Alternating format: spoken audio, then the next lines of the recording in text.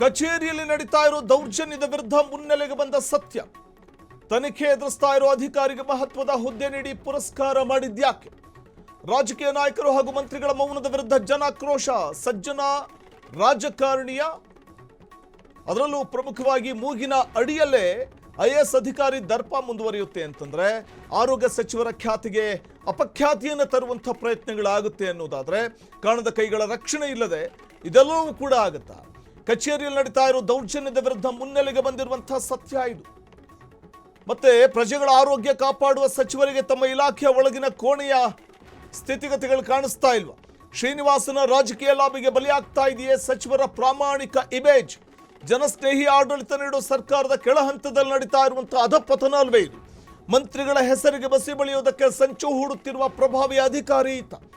ಸಚಿವರ ಕಠಿಣ ನಿರ್ಧಾರಕ್ಕೆ ಒಳಪಡಬೇಕಾದ ಕಳಂಕಿತ ಅಧಿಕಾರಿಗೆ ಶ್ರೇಯಾಂಕ ಯಾಕೆ? ಐಎಎಸ್ ಅಧಿಕಾರಿಯನ್ನ ಸೇವೆಯಿಂದ ಅಮಾನತಿನಲ್ಲಿ ಇಡಬಹುದಲ್ಲ? ಶ್ರೀನಿವಾಸ್ ತಲೆದಂಡಕ್ಕೆ ನೈಜ ಹೋರಾಟಗಾರರ ವೇದಿಕೆ ಹಕ್ಕೊತ್ತಾಯ ಮಾಡ್ತಾ ಇದೆ. ಕಾನೂನಿಗೆ ಎಲ್ಲರೂ ಸಮಾನರು, ತಕ್ಷಣವೇ ಕಠಿಣ ತನಿಖೆಗೆ ಒಳಪಡಿಸಬೇಕು ಅನ್ನುವಂಥ ಆಗ್ರಹ ಕೂಡ ಕೇಳಿಬರ್ತಾ ಇದೆ. ಪ್ರಮುಖವಾಗಿ ಕಾಣದ ಕೈಗಳ ರಕ್ಷಣೆ ಇಲ್ಲದೆ ಈತ ಬಚಾವಾಗಲಿಕ್ಕೆ ಸಾಧ್ಯನೇ ಇಲ್ಲ. ಅದು ಇಂತಹ ಅಧಿಕಾರಿಗಳು ಮುಕ್ತವಾಗಿ ಓಡಾಡೋದಕ್ಕೆ ಸಾಧ್ಯನೇ? ಸಹಜವಾಗಿ ಕಾಡುವಂಥ ಪ್ರಶ್ನೆ ಅಲ್ವೇ ಇದು? ಪ್ರಜೆಗಳ ಆರೋಗ್ಯ ಕಾಪಾಡುವ ಸಚಿವರಿಗೆ ತಮ್ಮ ಇಲಾಖೆಯ ಒಳಗಿನ ಕೋಣೆಯ ಸ್ಥಿತಿಗತಿಗಳೇನು ಅನ್ನುವಂಥದ್ದು ಕಾಣಿಸ್ತಾ ಇಲ್ವಾ? ಶ್ರೀನಿವಾಸನ ರಾಜಕೀಯ ಲಾಬಿಗೆ ಬಲಿಯಾಗ್ತಾ ಇದೆಯೇ ಸಚಿವರ ಪ್ರಾಮಾಣಿಕವಾದಂಥ ಇಮೇಜ್? ಜನಸ್ನೇಹಿ ಆಡಳಿತ ನೀಡೋ ಸರ್ಕಾರದ ಕೆಳ ಹಂತದಲ್ಲಿ ನಡೀತಾ ಇರೋ ಅಧಪತನ. ಇನ್ನೆಷ್ಟು ಶೋಷಣೆಗಳು ಈತನಿಂದ ಆಗಬೇಕು, ಇನ್ನೆಷ್ಟು ತೊಂದರೆಗಳು ಈತನಿಂದ ಆಗಬೇಕು, ಇನ್ನೆಷ್ಟು ಕಿರುಕುಳಗಳು ಹೆಣ್ಣು ಮಕ್ಕಳಿಗೆ ಈತನಿಂದ ಆಗಬೇಕು. ಇದು ಮಂತ್ರಿ ಮಹೋದಯರು ಪರಿಶುದ್ಧವಾದಂಥ ಇಮೇಜನ್ನು ಇಟ್ಕೊಂಡಿರುವಂಥ ಮಂತ್ರಿಯವರ ಆ ಒಂದು ಮೂಗಿನ ಅಡಿಯಲ್ಲೇ ನಡೀತಾ ಇರುವಂಥ ಇಂಥ ಒಂದಷ್ಟು ಪ್ರಕರಣಗಳು ಸಚಿವರ ಇಮೇಜ್ಗೆ ಧಕ್ಕೆ ತರೋದಿಲ್ವೇ? ಕಪ್ಪು ಚುಕ್ಕಿಯನ್ನು ಇಡೋದಿಲ್ವೇ? ಫುಡ್ ಸೇಫ್ಟಿ ಕಮಿಷನರ್ ಶ್ರೀನಿವಾಸನ ಈ ಲೀಲೆ ಇದರತ್ತ ಗಮನ ಹರಿಸಬೇಕಲ್ಲ ಸಚಿವರು. ಆರೋಗ್ಯ ಸಚಿವರಿತ್ತ ಗಮನ ಹರಿಸಿದ್ರೆ ತಾನೇ ತಮ್ಮ ಇಮೇಜ್ ಉಳ್ಕೊಳ್ಳೋಕೆ ಸಾಧ್ಯ. ಇಲ್ಲ ಅಂತಂದರೆ ಇಂಥವರಿಂದಾಗಿ ನಿಮ್ಮ ಇಮೇಜ್ ಕೆಡೋದು ಗ್ಯಾರಂಟಿ. ದಯವಿಟ್ಟು ಇತ್ತ ಗಮನ ಹರಿಸ್ಬೇಕಲ್ಲ ಆರೋಗ್ಯ ಸಚಿವರು. ಮಂತ್ರಿಗಳ ಹೆಸರಿಗೆ ಬಸಿ ಬಳಿಯೋದಕ್ಕೆ ಸಂಚು ಹೂಡ್ತಾ ಇರೋ ಪ್ರಭಾವಿ ಅಧಿಕಾರಿ ಈತ. ಸಚಿವರ ಕಠಿಣ ನಿರ್ಧಾರಕ್ಕೆ ಒಳಪಡಬೇಕಾದ ಕಳಂಕಿತ ಅಧಿಕಾರಿಗೆ ಆಶ್ರಯ ಯಾಕೆ? ಎಚ್.ಎಂ. ವೆಂಕಟೇಶ್ ಅವರು ನೈಜ ಹೋರಾಟಗಾರರ ವೇದಿಕೆಯ ಸದಸ್ಯರು, ದೂರು ನೀಡಿದಂಥವರು ನಮ್ಮ ಜೊತೆ ದೂರವಾಣಿ ಸಂಪರ್ಕದಲ್ಲಿದ್ದಾರೆ. ನಮಸ್ತೆ ಸರ್. ಬಹುಶಃ ಲೈನ್ ಕಟ್ ಆಯಿತು ಅಂತ ಅನಿಸುತ್ತೆ. ಮತ್ತೊಮ್ಮೆ ಅವರನ್ನು ಸಂಪರ್ಕಿಸುವ ಪ್ರಯತ್ನವನ್ನು ಮಾಡ್ತೀವಿ. ಇದು ಐಎಎಸ್ ಅಧಿಕಾರಿಯಾಗಿ ಅಧಿಕಾರವನ್ನು ದುರ್ಬಳಕೆ ಮಾಡಿಕೊಂಡಂಥ ವ್ಯಕ್ತಿಯ ಕಥೆ ಇದು. ಮುಖ್ಯಮಂತ್ರಿಗಳು ನೋಡಲೇಬೇಕಾದ ಸ್ಟೋರಿ ಇದು. ಆರೋಗ್ಯ ಸಚಿವರು ನೋಡಲೇಬೇಕಾದಂಥ ಸ್ಟೋರಿ ಇದು. ಯಾವ ರೀತಿಯಾಗಿ ಫುಡ್ ಸೇಫ್ಟಿ ಕಮಿಷನರ್ ಶ್ರೀನಿವಾಸ್ ತನ್ನ ಕಾಮಲೀಲೆಯ ಮೂಲಕ ಕುಖ್ಯಾತಿಗೆ ಒಳಗಾಗ್ತಾ ಇದ್ದಾನೆ. ಈ ಸೈಕೋ ಶ್ರೀನಿವಾಸನ ಲೀಲೆಗಳನ್ನು ಕಂಡೂ ಕಾಣದಂತೆ ರಕ್ಷಣೆ ಮಾಡ್ತಾ ಇರೋರು ಯಾರು? ಈ ಬಗ್ಗೆ ದೂರುದಾರರು ಎಚ್.ಎಂ. ವೆಂಕಟೇಶ್ ದೂರವಾಣಿ ಸಂಪರ್ಕದಲ್ಲಿದ್ದಾರೆ. ಸರ್ ನಮಸ್ತೆ. ನಮಸ್ಕಾರ ಸರ್. ಈ ಸೈಕೋ ಶ್ರೀನಿವಾಸನ ಲೀಲೆ ಏನ್ ಸರ್? ಈಗ ತಾವು ಕೊಟ್ಟಿರುವಂತಹ ದೂರಿನಲ್ಲಿ ಯಾವೆಲ್ಲ ಅಂಶಗಳನ್ನ ಉಲ್ಲೇಖ ಮಾಡಿದಿರಿ ತಾವು ಅಂತ?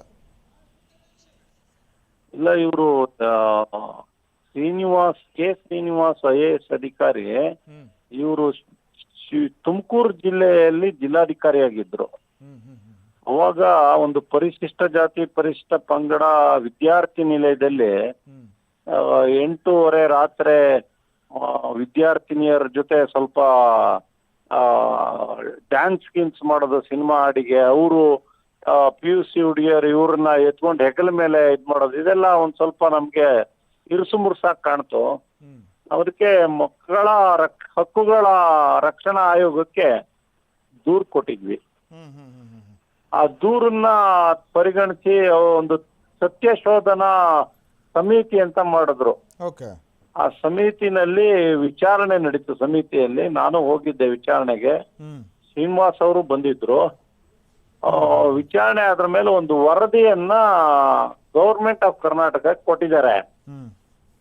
ಆ ವರದಿಯಲ್ಲಿ ಏನಿದೆ ಅದು ಏನ್ ಮಾಡ್ಬೇಕು, ಅದು ಇಂಪ್ಲಿಮೆಂಟೇಷನ್ ಮಾಡ್ಬೇಕು, ಅನುಷ್ಠಾನ ಮಾಡ್ಬೇಕು. ಇದುವರೆಗೂ ಯಾವ ಸರ್ಕಾರನೂ ಅದು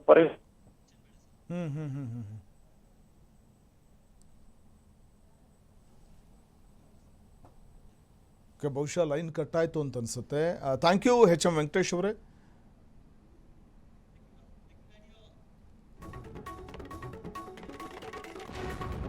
ಅಕ್ಷಮ್ಯ ಅಪರಾಧ ಎಸಗಿದಾತ ನೋಡಿ, ಹೆಣ್ಣು ಮಕ್ಕಳ ರಕ್ಷಣೆಗಾಗಿ ನೈಜ ಹೋರಾಟಗಾರರ ವೇದಿಕೆ ಒಗ್ಗಟ್ಟಾಗಿ ಧ್ವನಿ ಎತ್ತಿದ್ದೆವು. ಸಮಾಜದ ಸ್ವಾಸ್ಥ್ಯ ಕೆಡಿಸ್ತಾ ಇರೋ ಇಂತಹ ವಿಕೃತ ಮನಸ್ಥಿತಿ ಅಧಿಕಾರಿ ಬೇಕ. ಅಧೀನ ಮಹಿಳಾ ಸಿಬ್ಬಂದಿಗೆ ನೆಮ್ಮದಿ ನೀಡದ ಅವರಿಗೆ ಕಿರಿಕಿರಿ ಕೊಡ್ತಾ ಇರುವಂಥದ್ದು ಶ್ರೀನಿವಾಸ. ಕಾನೂನನ್ನ ಗಾಳಿಗೆ ತೂರಿದ ಇಂತಹ ಅಧಿಕಾರಿಯನ್ನ ಇಲಾಖೆಯಲ್ಲಿ ಇಡಬೇಕು. ತಕ್ಷಣವೇ ಹಗರಣದ ಸಮಗ್ರ ತನಿಖೆ ನಡೆಸಿ ನೊಂದ ಮಹಿಳೆಯರಿಗೆ ನ್ಯಾಯ ಸಿಗುವಂತಾಗಬೇಕು. ಇಂಥವರಿಗೆ ತಕ್ಕ ಶಾಸ್ತಿ ಆಗಲೇಬೇಕಲ್ಲ. ಕಾಮಕೇಳಿ ನಡೆಸುವಂಥವ್ರ ಮೇಲೆ ಕಠಿಣವಾದಂಥ ಕ್ರಮವನ್ನು ತೆಗೆದುಕೊಳ್ಳಬೇಕು ಅನ್ನುವಂಥ ಆಗ್ರಹ ಕೂಡ ದೂರುದಾರರು ಈ ಸಂದರ್ಭದಲ್ಲಿ ಈ ಸಂಬಂಧವೇ ದೂರನ್ನು ದಾಖಲಿಸಿದ್ದಾರೆ. ಇಂಥವರಿಂದಾಗಿ ಅನೇಕ ಮುಗ್ಧ ಹೆಣ್ಣು ಮಕ್ಕಳಿಗೆ ಆಗುವಂಥ ಅನ್ಯಾಯವನ್ನು ತಪ್ಪಿಸಬೇಕು. ಸಮಾಜದಲ್ಲಿ ಹೆಣ್ಣು ಮಕ್ಕಳು ಸುರಕ್ಷಿತವಾಗಿ ತಮ್ಮ ಸ್ವಾಭಿಮಾನದಿಂದ ಬದುಕುವಂಥ ಒಂದು ಪರಿಸ್ಥಿತಿ ನಿರ್ಮಾಣ ಆಗಬೇಕು ಅಂತಂದರೆ ಇಂತಹ ಶ್ರೀನಿವಾಸನಂತಹ ಈ ವ್ಯಕ್ತಿ ಏನಿದ್ದಾನೆ ಈತನ ಮೇಲೆ ಕಠಿಣವಾದ ಕಾನೂನು ಕ್ರಮ ತೆಗೆದುಕೊಳ್ಳಬೇಕು ಅನ್ನುವಂಥ ಆಗ್ರಹ ಕೇಳಿಬರ್ತಾ ಇದೆ. ಇವಿಷ್ಟು ಈವರೆಗಿನ ಪ್ರಮುಖ ಸುದ್ದಿಗಳು. ನೋಡ್ತಾ ಇರಿ ಫ್ರೀಡಂ ಟಿವಿ, ಇದು ಜನಸಾಮಾನ್ಯರ ಚಾನೆಲ್.